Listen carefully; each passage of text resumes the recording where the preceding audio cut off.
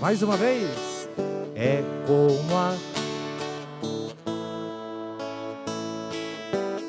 como fogo que arrasa. Tua palavra é assim, não passa por mim sem deixar. Eu não vi vocês. Sabe por que eu não vi vocês? Porque vocês estão comendo pão. Engole o pão. Já estamos com o pessoal de casa aí, Fábio? Já sentaram aí no sofá? Engoliram o pão de Santo Antônio? Agora dá para cantar. É como a chuva, é como fogo, é como fogo. Quero ouvir? Tua palavra é assim, não passa por mim sem deixar um sinal. Última vez, só vocês. É como a...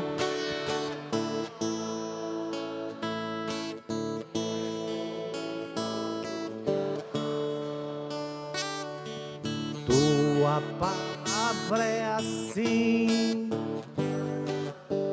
sem deixar um sinal. Ave Maria, cheia de graça, o Senhor é convosco. Bendita sois vós entre as mulheres, e bendito é o fruto do vosso ventre, Jesus. Santa Maria, Mãe de Deus, rogai por nós, pecadores, agora e na hora de nossa morte. Amém. Bem-vindos, irmãos e irmãs, você que está aqui, você que não deu para chegar aqui, mas vai nos acompanhar através das redes sociais, vocês de outras cidades, bem-vindos. Eu queria convidar você que vai acompanhar em casa a mandar o seu nome, da onde você está acompanhando, ou aqui de Curitiba, mande o seu nome, porque depois nós colocamos junto com o pessoal que está aqui, que a gente amanhã quer sortear uma Bíblia para quem está aqui e uma para quem nos acompanhou através das redes sociais. Aí nós mandamos aí na sua casa, ok? Sem perder tempo, a proposta esse ano, no nosso setembro, mês da Bíblia, é conhecermos um pouquinho a carta de São Paulo aos Efésios. Quem vai nos acompanhar hoje e amanhã? Frei Marcos Belei. tem assim uma aparência, é jovem ainda, mas pasme, você já foi meu formador, moramos juntos aqui no Gulang, no meu tempo de filosofia.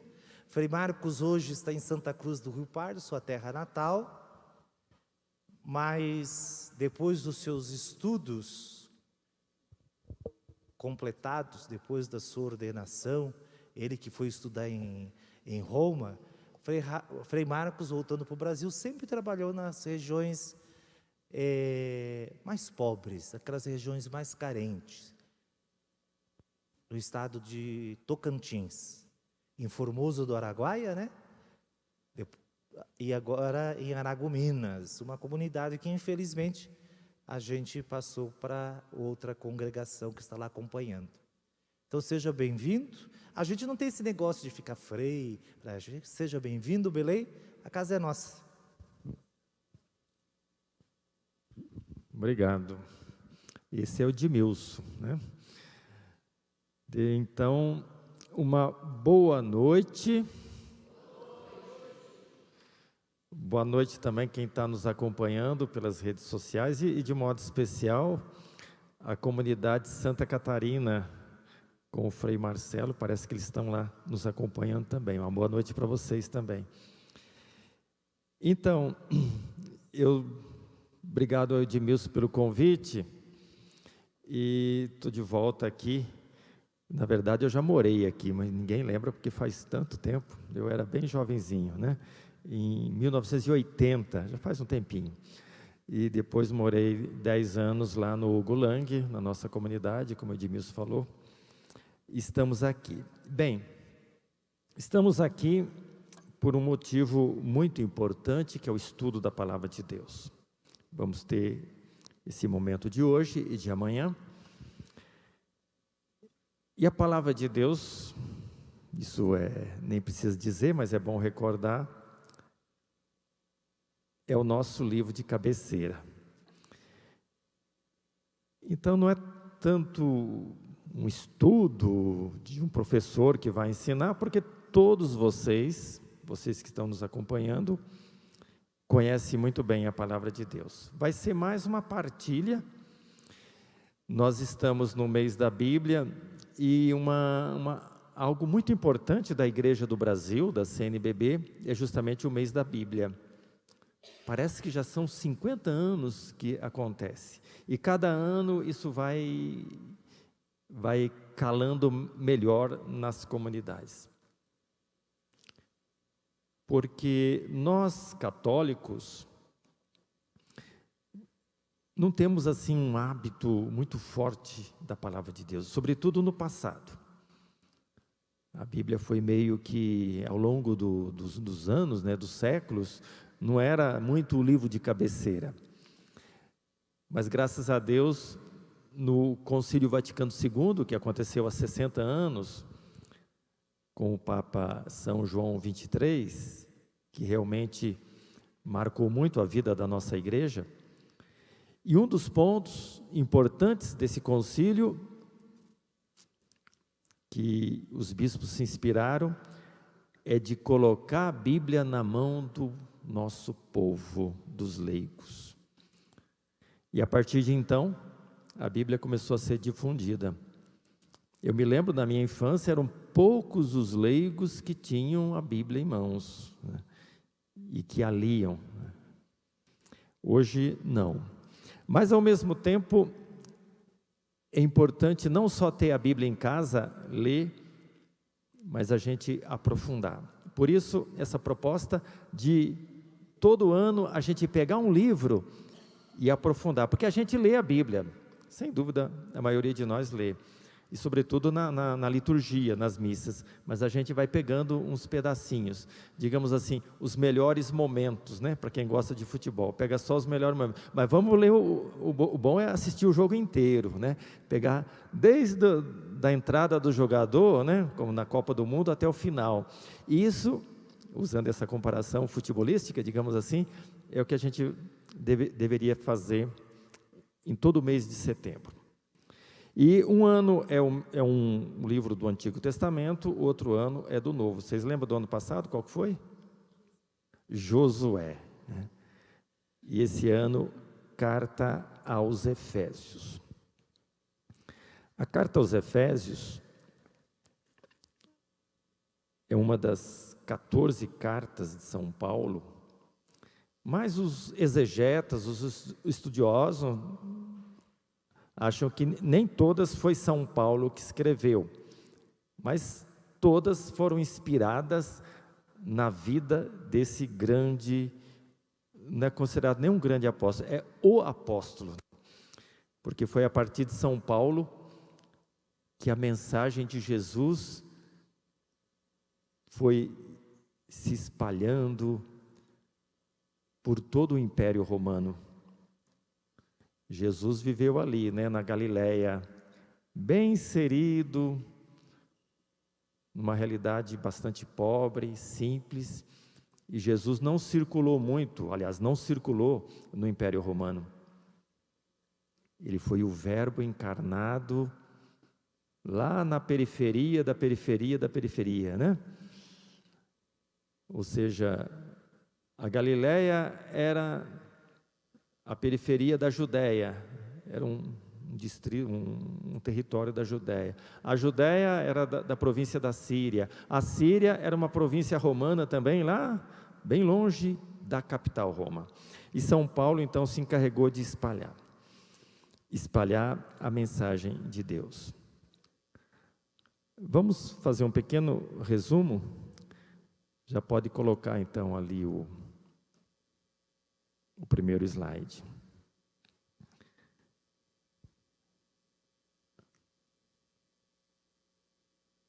Mais que uma carta, trata-se, a carta aos Efésios, de uma homilia ou sermão solene e festivo. Foi escrita provavelmente por um discípulo de Paulo, mais ou menos pelo ano 85 depois de Cristo.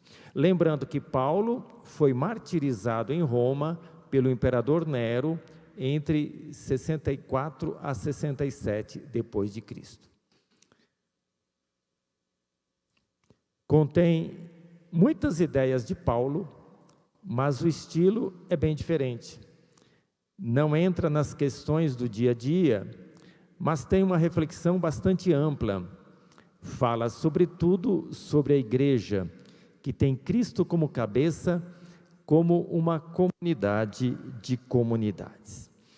Então, essa primeira introdução à carta aos Efésios, ela é um pouco diferente das cartas pastorais e das cartas que foram endereçadas especificamente a algumas comunidades, como, por exemplo, Corinto, Quando a gente pega a primeira carta aos Coríntios, são temas bem do dia a dia, que a gente percebe os problemas que existiam e que continuam existindo em toda a comunidade, em toda a igreja. Por exemplo, a questão da divisão, a questão dos ministérios, vários temas. Já a carta aos Efésios, ela tem um pouco de tudo, mas ela tem um hino, no primeiro capítulo. Ela é bem teológica, e o tema central é sobre a igreja. A gente poderia dizer que, lendo a carta aos Efésios, a gente tem um curso de eclesiologia, e depois, isso nos primeiros 3 capítulos. Nos últimos 3 capítulos, que, como disse o Frei Edmilson, ela só tem 6 capítulos, aí já entra mais em questões concretas, orientações, Depois fala sobre a questão do relacionamento familiar, o relacionamento comunitário. Mas ela, inclusive, alguns autores colocam que ela provavelmente não foi nem escrita diretamente para os Efésios, mas era uma carta circular para todas as comunidades da região. E uma das cópias era para os Efésios, mas tem a maioria dos manuscritos mais antigos, que foram descobrindo manuscritos do primeiro século, do segundo século, sobretudo do segundo e terceiro século, não está escrito lá aos Efésios, está simplesmente, como diz aqui no primeiro versículo da carta, Paulo, apóstolo de Jesus Cristo, pela vontade de Deus, aos cristãos que estão em Éfeso. Mas os manuscritos mais antigos não diz, aos cristãos fiéis em Jesus Cristo. Então, é uma carta que se encaixa para todas as comunidades. Por isso, tem algumas cartas do Novo Testamento, que a gente chama de cartas católicas, né? Tem as paulinas e as católicas. Essa se encaixa um pouco nas cartas católicas. Por que católica? Não é que porque tem carta católica e carta evangélica, né? A palavra católica, como nós sabemos, significa universal. Cartas que eram endereçadas a todos. E nesse sentido, a gente pode dizer, já que é para endereçada a todos, é importante ler como uma carta que foi escrita para mim, né? Para a minha comunidade. Não é uma carta, não é um livro da Bíblia que foi escrito ou que tem uma orientação para uma pessoa, como por exemplo os Salmos. A carta aos Efésios é para quem está realmente dentro da igreja, vivendo em comunidade. E mostra assim que não é para uma comunidade específica, mas para a igreja, as várias comunidades que existiam naquele tempo. Feita essa introdução, depois, é claro, hoje vai ser só hoje e amanhã, apenas como a gente pode dizer, um tira-gosto, né? Mas o importante é que ao longo desse mês, e quem sabe ao longo do ano, vocês possam estar aprofundando a carta e, sobretudo, passando para frente, né? Desenvolvendo, sobretudo, os círculos bíblicos.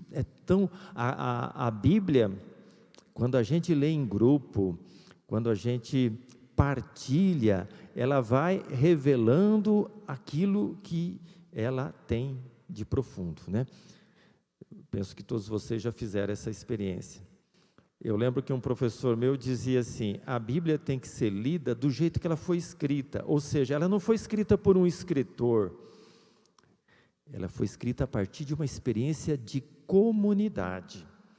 Desde o primeiro livro, né, na caminhada do povo pelo deserto, enfim, até o último livro, o Apocalipse, é uma experiência de vida, de ser povo, de ser comunidade. Nesse primeiro bloco, eu vou destacar 4 temas, 2 hoje e 2 amanhã. Hoje vamos iniciar sobre os 2 segredos, mistérios de Deus revelado na carta. Eu coloquei 2, mas pode ter mais. Lendo a carta, a gente vai perceber que tem uma palavra que se repete, até coloquei ali, se repete 5 vezes pelo menos, a palavra mistério, que em grego, até coloquei lá, é mysterium, é a mesma palavra em português, mas tem alguns que traduzem mistério por segredo. A carta ela é bem teológica, ela é uma reflexão, é quase uma síntese do pensamento paulino. Tem alguns comentaristas da carta que colocam isso. Então,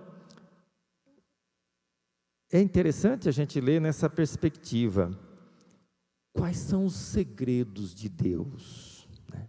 O que estava, se a gente pode dizer assim, né, na cabeça de Deus quando Ele criou, Deus Criador, Deus Pai, criou, aqui seria interessante a leitura do Gênesis, né? Para fazer um ponto de referência para a gente entender Efésios. Deus criou o mundo, o universo, criou as pessoas, quando a gente lê no primeiro capítulo da Bíblia, né? Criou, ali fala em 7 dias, e, portanto, se fala de revelação. O autor da carta vai dizer, né? Eu recebi essa revelação do mistério de Deus. O que seria esse mistério? Fazendo primeiramente referência às 5 frases que aparecem, a primeira em capítulo 1, versículo 9. O mistério da sua vontade. Se alguém tiver a Bíblia aí, pode ir acompanhando, mas a gente vai fazer mais rapidinho. Daqui a pouco nós vamos voltar só no capítulo 1. Fala assim: descobrindo-nos o mistério da sua vontade, segundo o seu beneplácito que propusera em si mesmo, de tornar a congregar em Cristo todas as coisas, na dispensação da plenitude dos tempos, tanto as que estão nos céus, como as que estão na terra. Pode seguir o slide.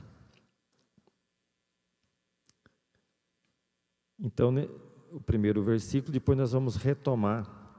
Agora só citando aonde aparece mistério. No capítulo 3, no versículo 3, fala lá: como me foi esse mistério manifestado pela revelação, como antes um pouco vos escrevi. São Paulo, ele, como a gente sabe que a palavra revelação é apocalipse, né, em grego, ele recebeu essa revelação. Depois fala: por isso, no versículo 4, quando ledes, podeis perceber a minha compreensão no mistério de Cristo. Aqui a referência é o mistério de Cristo. E demonstrar, no versículo 9, e demonstrar a todos qual seja a comunhão do mistério, que desde os séculos esteve oculto em Deus, que tudo criou por meio de Jesus Cristo. Pode passar para frente? E no versículo 5:32 aparece mais uma vez a palavra mistério. Grande é esse mistério, digo, porém, a respeito de Cristo e da igreja. Então aqui parece também um tema central da carta, que é sempre falando da igreja. E no finalzinho da carta, no 6:19, o mistério do Evangelho. E por mim, para que me seja dada, no abrir da minha boca, a palavra com confiança, para fazer notório o mistério do Evangelho. Resumindo tudo, a gente sabe que o cristianismo é um grande mistério. Não é um entendimento fácil. Vocês acham que é fácil?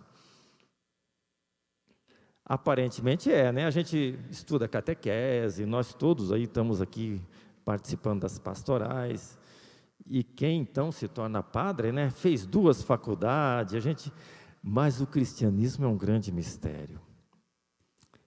E Jesus Cristo fala, né? Eu te louvo, ó Pai, como é que é? Porque escondesse essas coisas aos sábios, aos entendidos, aos doutores, aos pós-doutores, aos mestres, e revelasses a quem? Aos pequeninos. A gente lê isso, acha bonito, mas fala: rapaz, mas eu acho que eu sei mais do que os outros, né? Ainda mais quem tem oportunidade para estudar, né?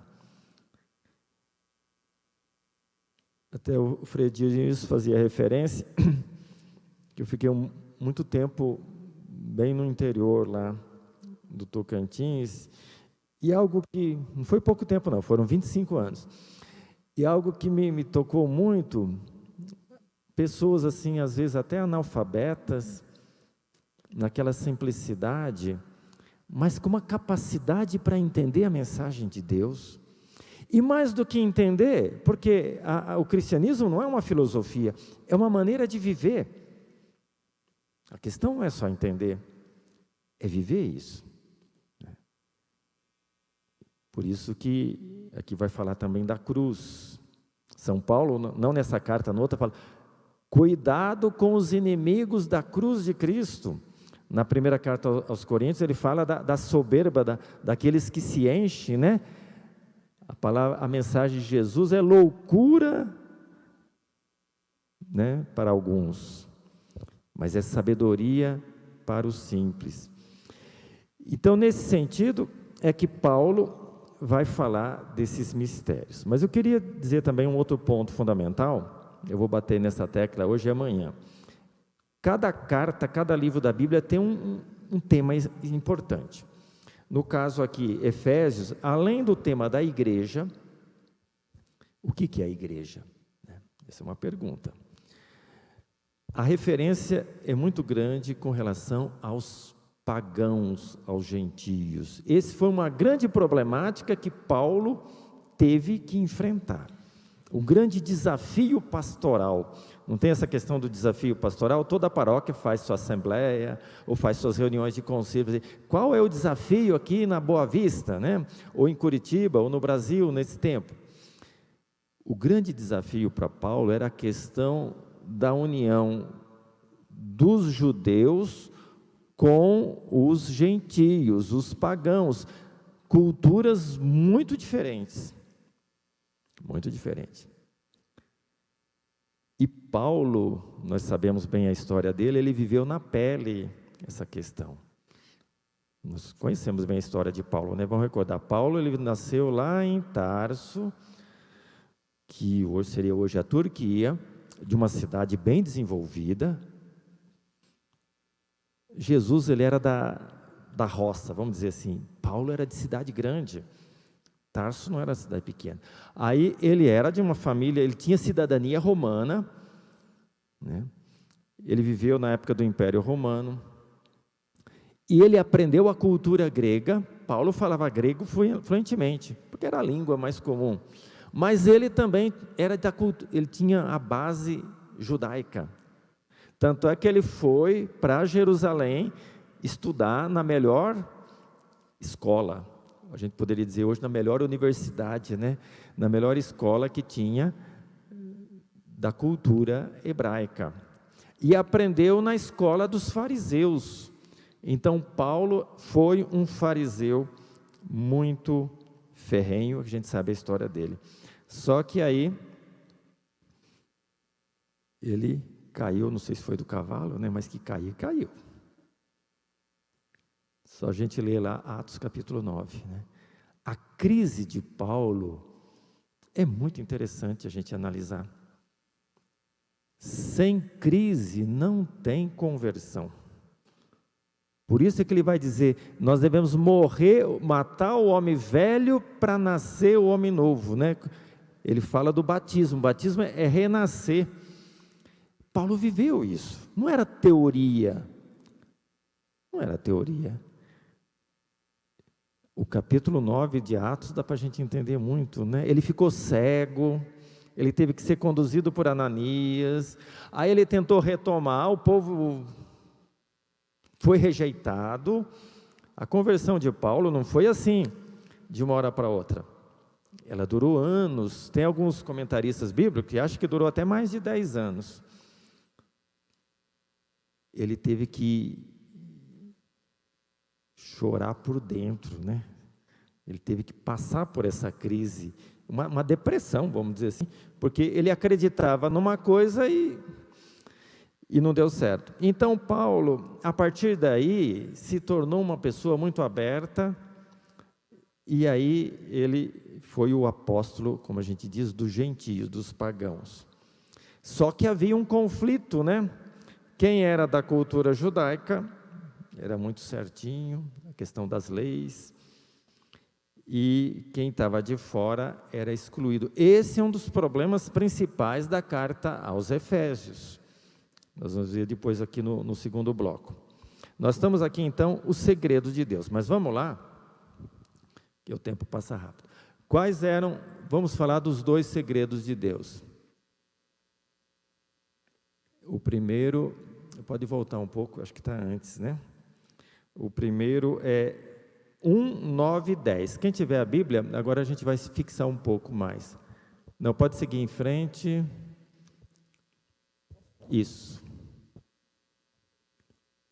1, 9 e 10.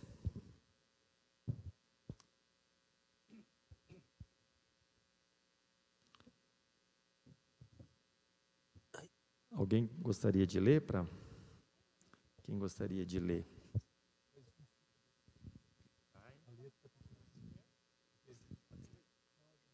É capítulo 1, versículo de 9 a 10.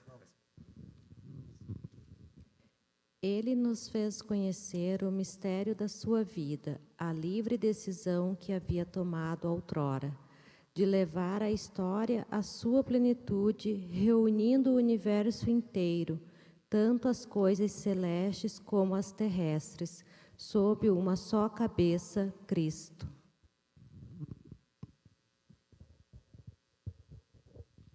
Obrigado.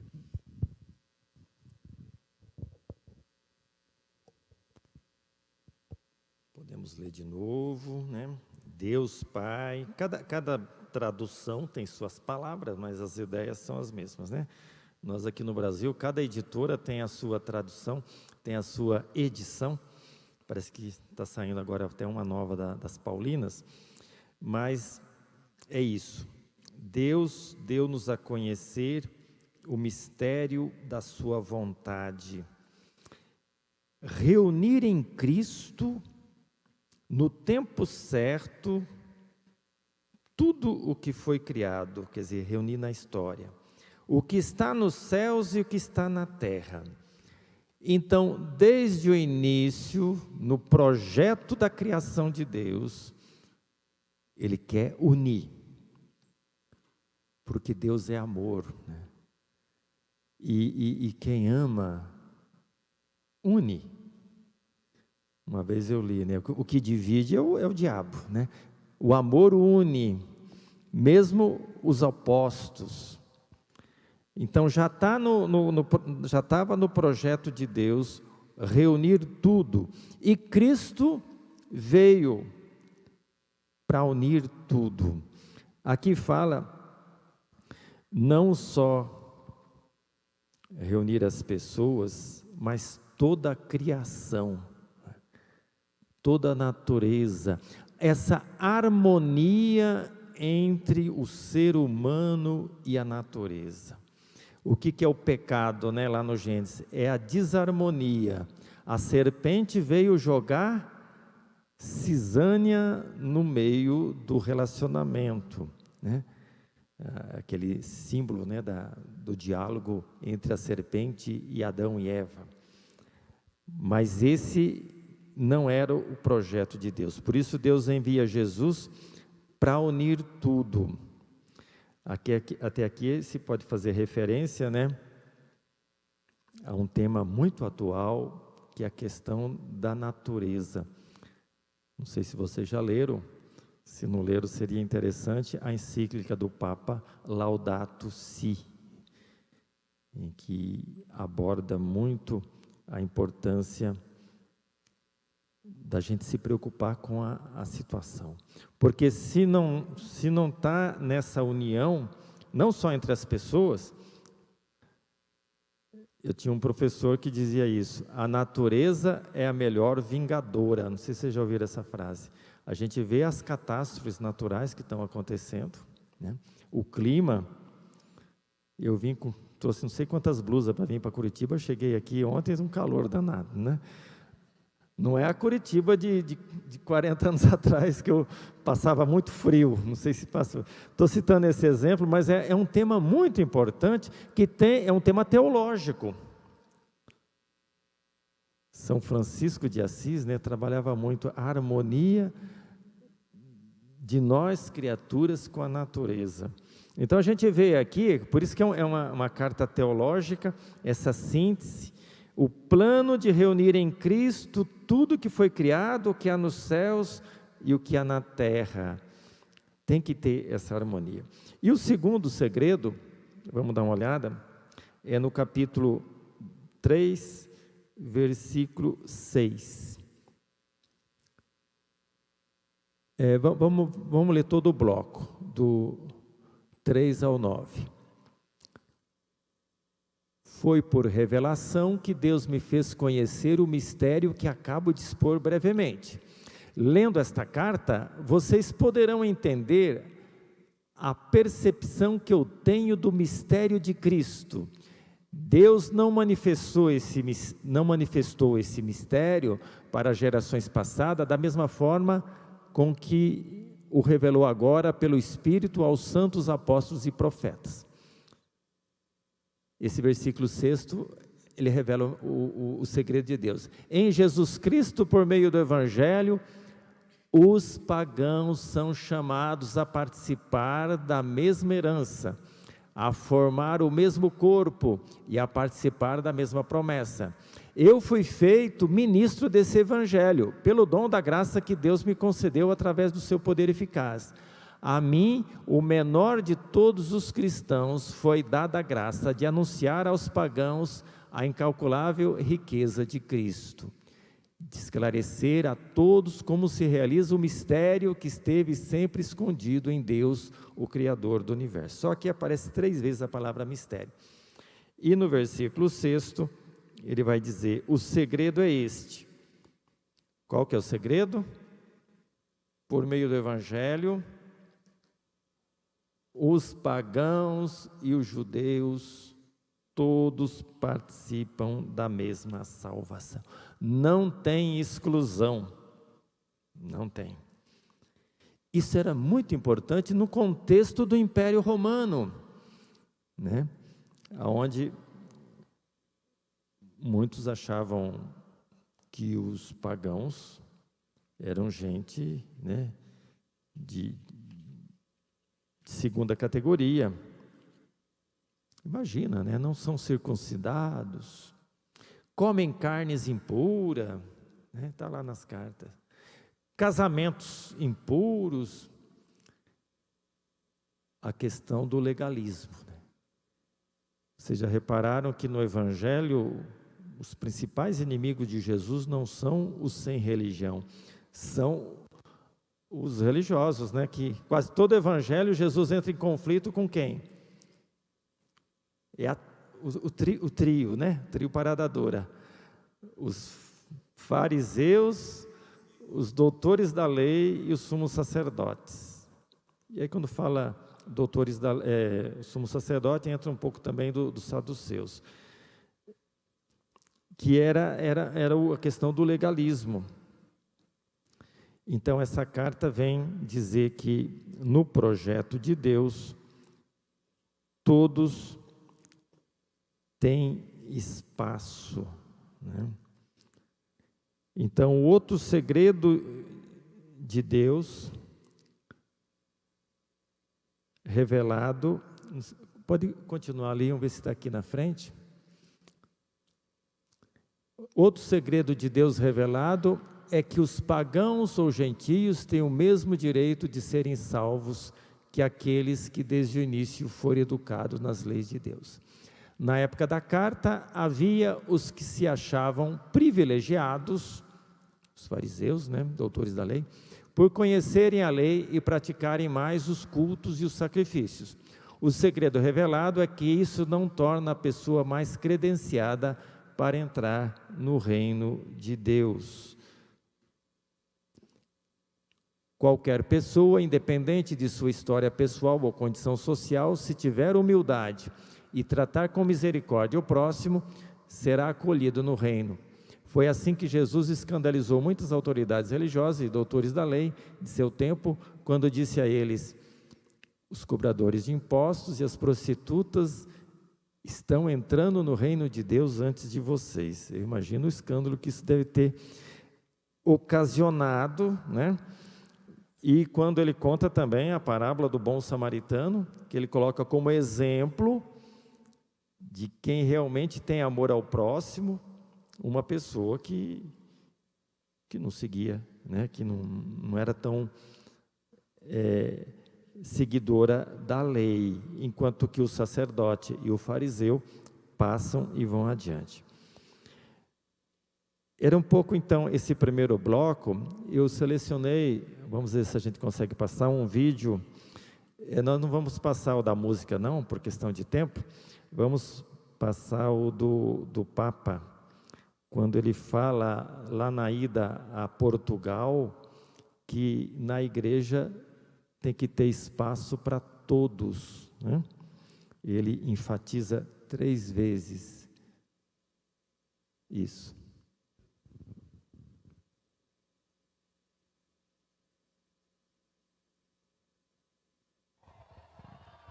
As estrelas do céu fez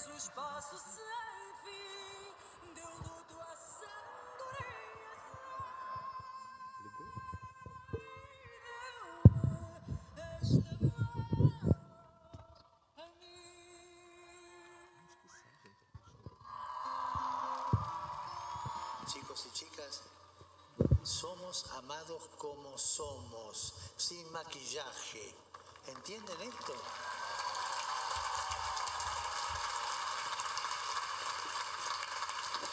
Y somos llamados por el nombre de cada uno de nosotros. No es un modo de decir, es palabra de Dios. Amigo, amiga, si Dios te llama por tu nombre, significa que para Dios ninguno de nosotros es un número, es un rostro. No somos la comunidad de los mejores, no, somos todos pecadores, pero somos llamados, así como somos. Pensemos un poquito esto en el corazón. Somos llamados como somos,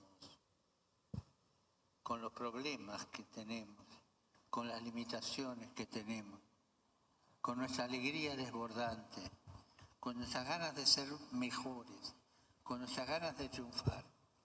Amigos, quisiera ser claro con ustedes, que son alérgicos a la falsedad y a las palabras vacías. En la iglesia hay espacio para todos, para todos.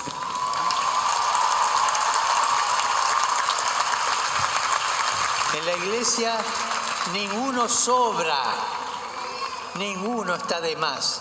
Hay espacio para todos.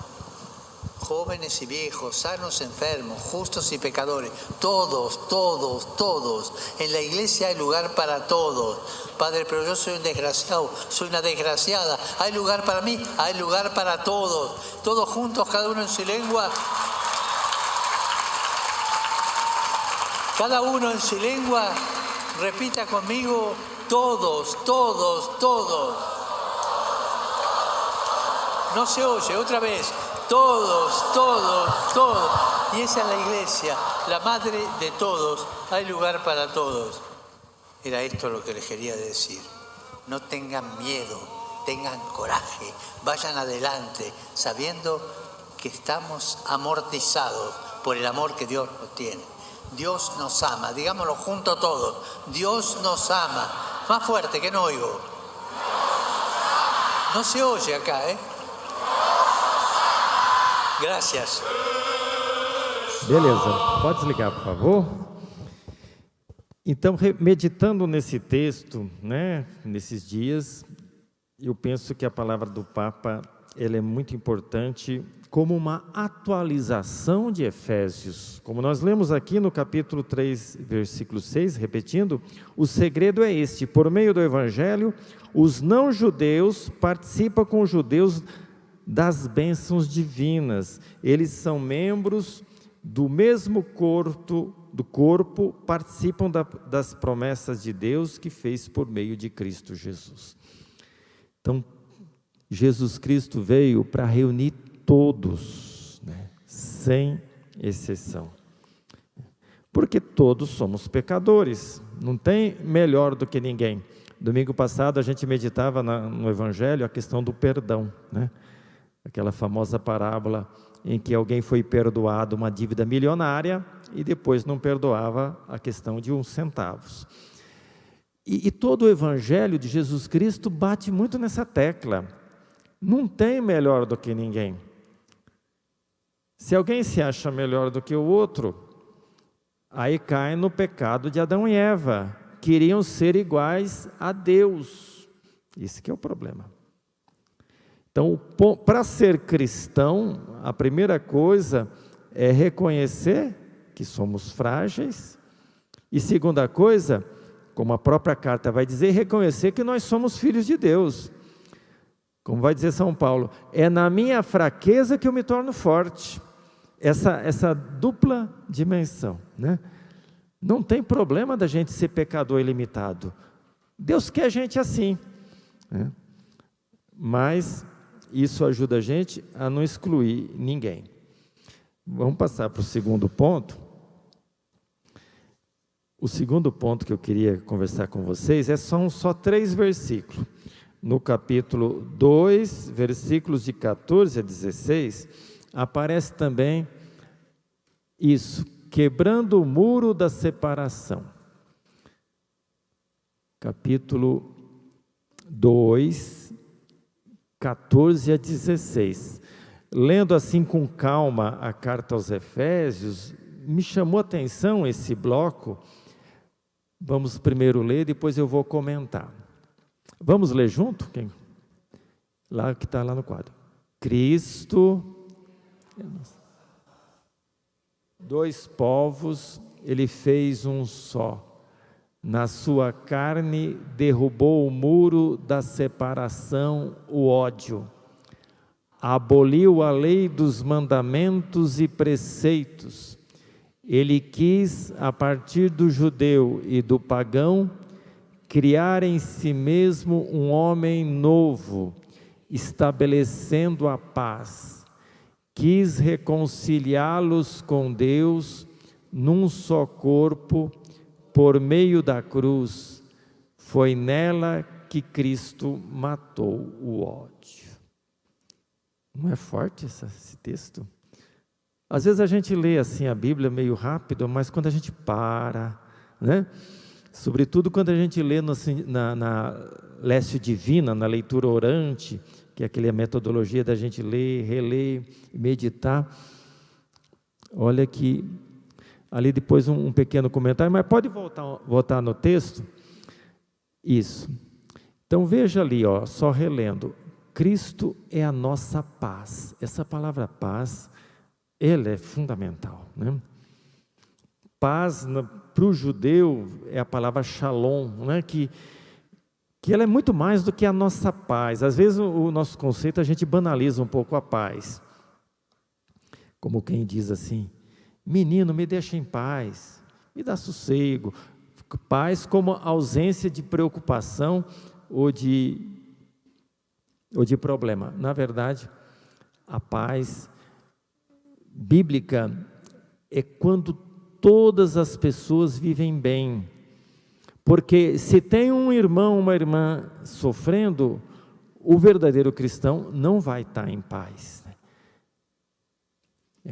Paz é quando eu faço algo diante de algo. Às vezes eu não vou resolver o problema. Paz é quando eu tenho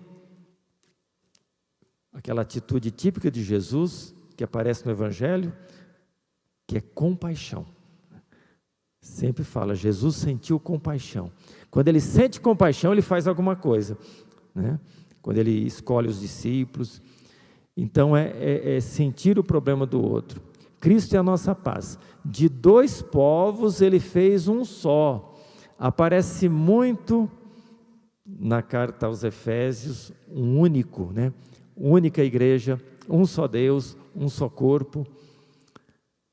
Na sua carne derrubou o muro da separação, o ódio. Quando fala de muro da separação, vamos até passar um vídeo. Esse muro não é só uma imagem, uma figura de linguagem, uma parábola. Está fazendo referência a quê? Quando fala muro da separação. Aonde que estava esse muro? Mas antes do pecado, ele era um muro concreto. Ele estava no templo de Jerusalém. Lá que separava, né? E é claro que aí simbolicamente você tem o pecado, tem o desprezo. E por isso é que Jesus entrou em conflito com o templo. Porque o templo de Jerusalém era um espaço que dividia, que excluía. Vocês já foram visitar o templo de Jerusalém? Ninguém vai porque já está destruído. Mas tem um vídeo, se vocês puderem passar, a partir do minuto 6, porque ele é um pouco longo, né? Onde mostra uma maquete, como é que funcionava o templo. Por isso que Jesus falou que ia destruir esse templo, né? E mostra as diversas separações que existia no templo.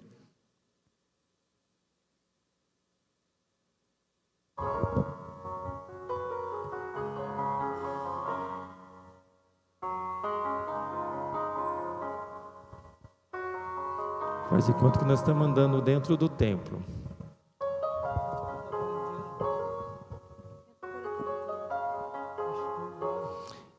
Esse que era o muro de separação entre os gentios e os judeus. Os gentios não podiam passar esse muro, eles tinham que ficar lá fora, eles eram impuros.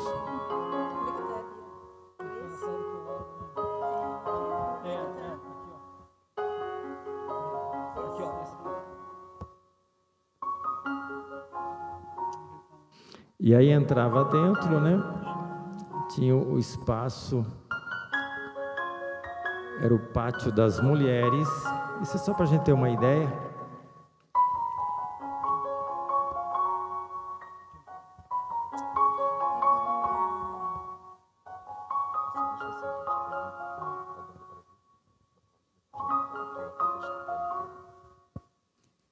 Vejo ali os vários muros que tinham, né? Lá dentro daquela casinha é que lá só podia entrar os sacerdotes. E depois, dentro da casinha, tinha o famoso Santo dos Santos, onde só podia entrar o sumo sacerdote, né? E só em tempos determinados. Então, esse vídeo aí está mostrando, né, como é que era a religião judaica. Até aí tá bom. Obrigado, viu? Então, o versículo 2,14, aliás, capítulo 2, versículo 14, fala: ele derrubou o muro da inimizade, porque esse muro, ele separava. Quem era pagão não podia entrar, tinha que ficar de fora. As mulheres também não podiam entrar na parte dos sacerdotes. E os sacerdotes não podiam entrar. Ou seja, o templo, que era um dos fundamentos da religião judaica, ele impediu o acesso a Deus. E Jesus, por isso é que ele foi perseguido e morto, ele veio trazer uma outra. Para Jesus, depois vai dizer São Paulo, vocês são templos, não é? Tem essa expressão? Olha que expressão, vocês são templos do Espírito Santo, vocês são sacrários. É uma dimensão para dizer assim que Deus está presente nas pessoas. Essa foi a grande revelação de Jesus. Então, Deus, Jesus Cristo, derrubou esse muro da inimizade, da separação.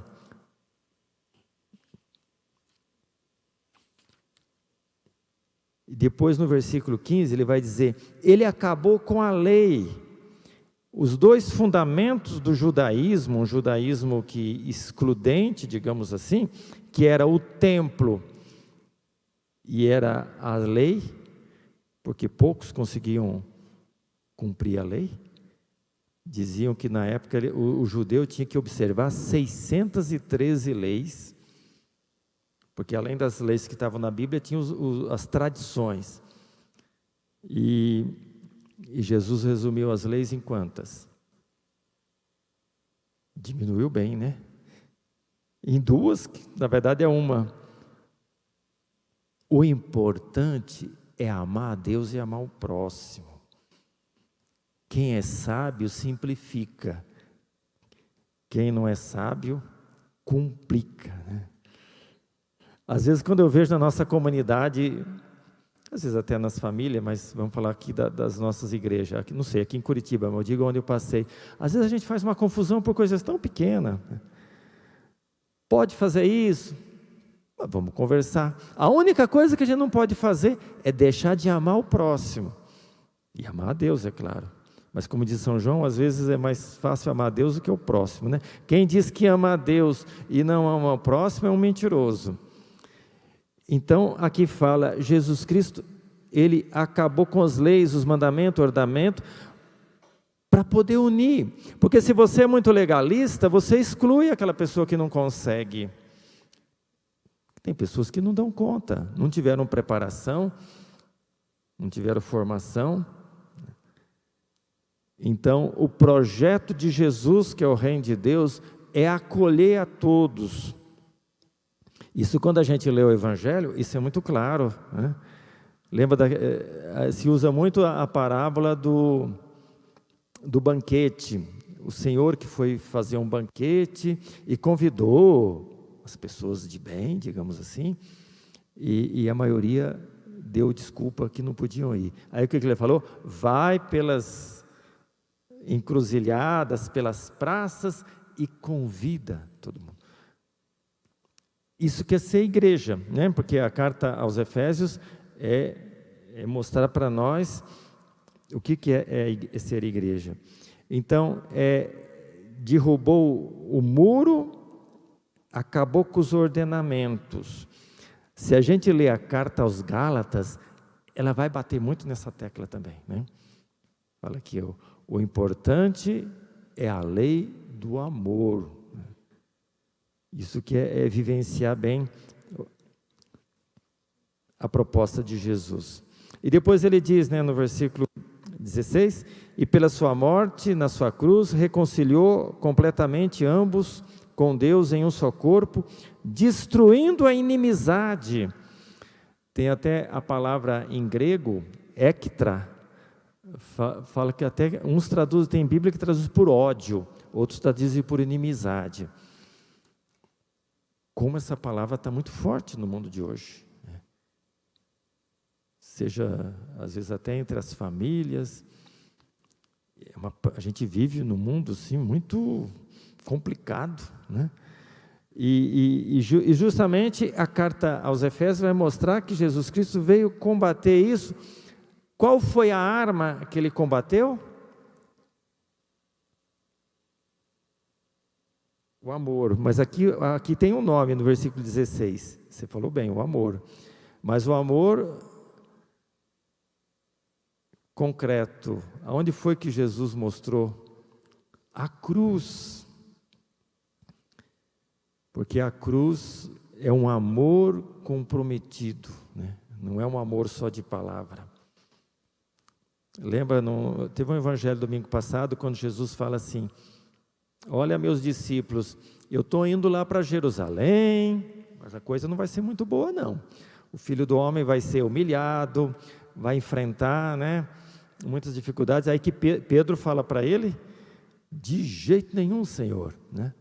E aí, todo mundo tem medo da cruz.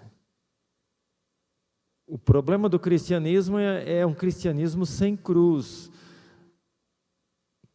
Venha para a minha igreja, que agora você vai ter tudo que você quer, né? Vai ter uma casa boa, vai ter um carro do ano, A gente às vezes vê esse discurso, né? Um pouco na teologia da prosperidade.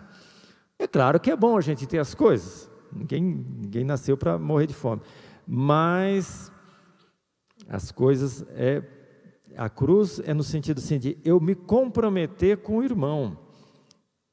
Como dizia Jesus, quem quiser ser importante, sirva ao mais. A cruz é isso, né?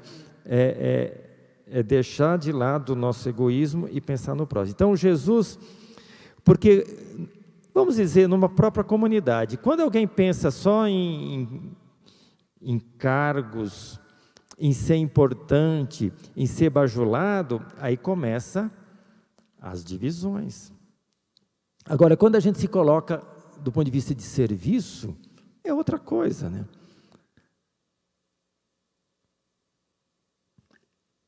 Na igreja não falta trabalho, né? Não falta. A messe é grande, os operários são poucos. Mas o salário é a gratuidade, né? Vocês lembram que naquele episódio que eu falei, quando a mãe dos filhos de Zebedeu foi dizer a Jesus: Jesus, bota meus filhos num cargo importante. Eles achavam que Jesus ia ser o rei da Galileia, ou quem sabe da Judéia, afinal ele era o Messias. E a gente sabe bem esse evangelho. Aí Jesus falou: entre os poderosos é assim, mas entre vocês tem que ser servidor. E um detalhe interessante desse texto é que aí começou a desavença entre eles. começou o ódio, a inimizade, né? Quando a gente quer se colocar no lugar de Deus, o outro já não é meu irmão, é meu concorrente. Então veja quanta coisa que brota desse evangelho, dessa carta. Para concluir o nosso encontro de hoje, porque amanhã nós vamos estudar o capítulo 4, já coisas bem práticas. Como se dá na prática essa superação do muro? O capítulo 4, 5 e 6, ele entra em coisas bem concretas, né, de relacionamento humano. O 1, 2 e 3, ele é mais teológico, ele dá as coordenadas, né? A igreja é una, a cabeça é Jesus Cristo, nós somos o corpo, e nós somos muito importante. E Jesus Cristo veio quebrar toda a barreira. Mas amanhã a gente vai ver então essa questão, como vivenciar, como quebrar os muros das nossas casas, das nossas igrejas, para que a gente possa realmente viver em paz. Porque aqui fala de paz. Se não houver união entre nós, não tem paz, né? Porque às vezes o lugar que menos tem paz é nas comunidades, quando há concorrência e cada um querendo ser melhor do que os outros. Aliás, o Papa tem puxado muita orelha de nós padres, né, nas cartas, falando sobre a questão do clericalismo, onde há uma disputa, uma competição para ver quem se torna bispo, quem se torna mais importante, né? Ele agora mesmo escreveu uma carta muito interessante, agora em agosto, no Dia do Padre. Mas fala também dos leigos, né? Porque às vezes o clericalismo está embutido na cabeça de muita gente. Mas para concluir, tem um vídeo onde ele fala, e ele bate muito nessa tecla, que nós devemos ser construtores de pontes e não de muros. A gente vai concluir com esse vídeo, para a gente refletir hoje, amanhã, como que eu posso ser construtor de ponte, às vezes dentro da minha família, às vezes no ambiente de trabalho, na comunidade, né? Será que eu estou também nessa dinâmica aqui do judaísmo, criando muros que impedem de me aproximar das pessoas? Às vezes, até por dentro, a gente acaba tendo essa atitude, né? Uma atitude de fechamento, uma atitude de raiva, sei lá o quê, né? Mas é importante a gente refletir sobre isso. Podemos passar o último vídeo?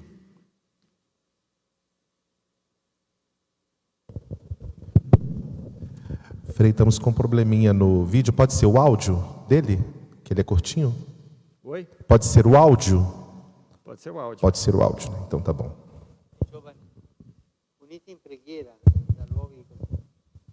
Ele está em espanhol, mas nós vamos entender.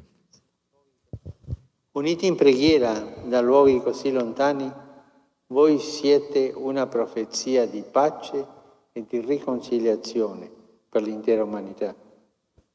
Non mi stancherò mai di ripeterlo.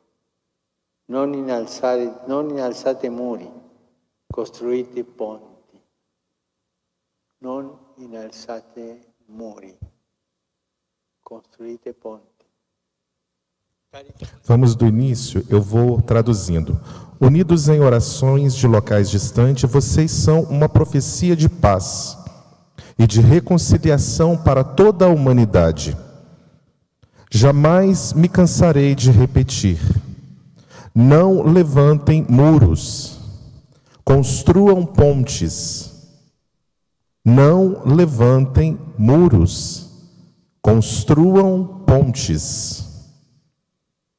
Unam as extremidades dos oceanos que os separam com o entusiasmo, a determinação e o amor de que são capazes. Ensinem aos adultos, cujo coração com frequência endureceu, a escolher o caminho do diálogo e da concórdia, para deixar a seus filhos e netos um dos mais belos e mais dignos do homem. Amém. Amém. Obrigado, Átila. Então, é uma fala que o Papa fez para os jovens, insistindo muito Não construam muros, construam pontes. Eu convido a ficarmos em pé para a gente concluir, agradecendo a Deus por esse encontro. É assim, juntos, que a gente vai enriquecendo o nosso entendimento da palavra de Deus. E vamos pedir então que o Espírito Santo nos anime, nos fortaleça, especialmente nessas propostas da carta aos Efésios, de estarmos abertos e procurarmos superar todo tipo de divisão. Assim como domingo passado a gente refletia na construção do perdão. E como a carta bem expressa, a união, ela se dá em Jesus Cristo. Colocar Jesus Cristo como centro. A cabeça da igreja é Jesus Cristo, não somos nós. Nós somos servos, que estamos participando. Então, que Deus Pai possa nos fortalecer na nossa caminhada, no nosso entendimento e, sobretudo, na nossa vivência da palavra. Pai nosso, que estais nos céus, santificado seja o vosso nome. Venha a nós o vosso reino, seja feita a vossa vontade, assim na terra como no céu. O pão nosso de cada dia nos dai hoje.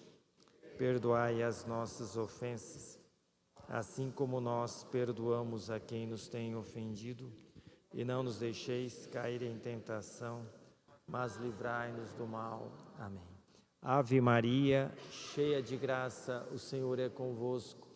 Bendita sois vós entre as mulheres, e bendito é o fruto do vosso ventre, Jesus.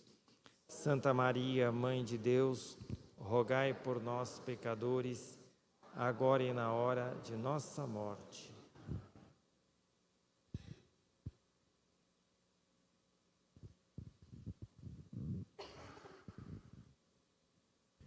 Quem coloca a mão no arado e olha para trás, não é digno de Jesus.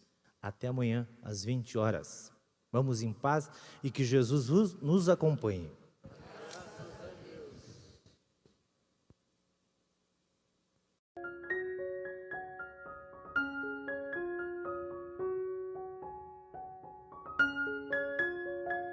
Senhor.